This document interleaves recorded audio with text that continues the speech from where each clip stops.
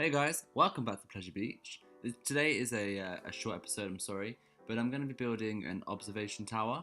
I've built mostly thrill rides, apart from the carousel, I guess.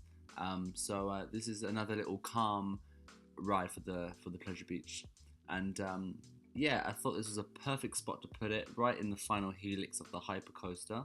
And I'm just going to play around with the path covers and more set and use some of those nice curved pieces there to try and make like a nice little building structure around the main platform of the ride, just to hide the square platform that the flat ride comes with when you place it down. So I'm just going to play around with that. I'm going to use some of the brick archway pieces and things from the architect set just to really dress it up a little bit and just make this look kind of really fancy.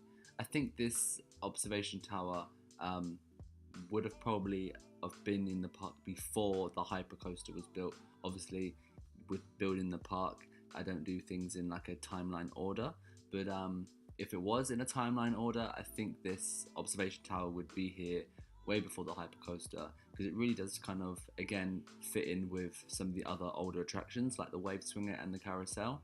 I'm using the same kind of color schemes and the same kind of design in a way. It's got its own kind of little style going on, but it definitely fits in with the other attractions that I've built, the ones that maybe were in the park long before some of the newer rides. So that's kind of the idea with it as well. And I just thought it would be nice to have another tower ride, as in the other side of the park we have the shot and drop tower, and all the way over this side of the park we have this observation tower. So it just kind of balances it out a bit nicely as well.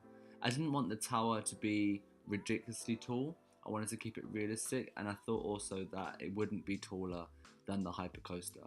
I think the hypercoaster is the main icon of the park, and I think if I was to build another ride taller than the hypercoaster, then it would kind of draw attention away a little bit from what it is.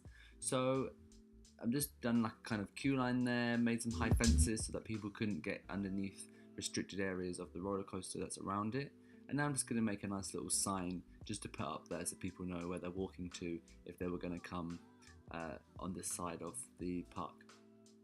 So I'm just using the letters mod here, which is very useful. I used to make my letters by using little square pieces from one of the Shy Guys sets, and I used to just stack them up and make different shapes out of these little cubes just to make them look like letters. They were very blocky, kind of 8-bit looking, and now with this mod set it's so much easier to do signs and things. You can just use all the letters that are pre-made, so that's fantastic. I really love that, and I use it a lot more now in my parks.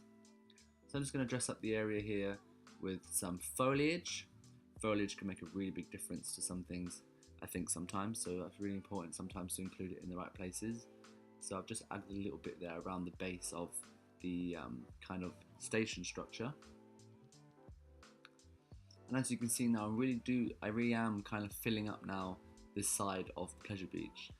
It was quite gappy. It's still quite gappy in the centre there. That's going to be addressed in a later episode with what to do there. But I'm really kind of utilising the space here a little bit more. And I thought it'd be such a waste of land not to put an attraction right there in the centre of the coaster. So that's why I did that. Just going to delete some supports. Unfortunately, the support killer that I used from Shy Guys 3 no longer functions. It's not actually there anymore. So when I opened up this park file again, when the mods were updated, I had to go back around and re-delete all the supports on the coasters. But I've done this now just by using the shrub from the foliage part of the menu. And this seems to do the job, and also using some trees. If you sink a tree underground level, that also deletes unwanted supports. But I do wish there would be a toggle button on the ride itself to,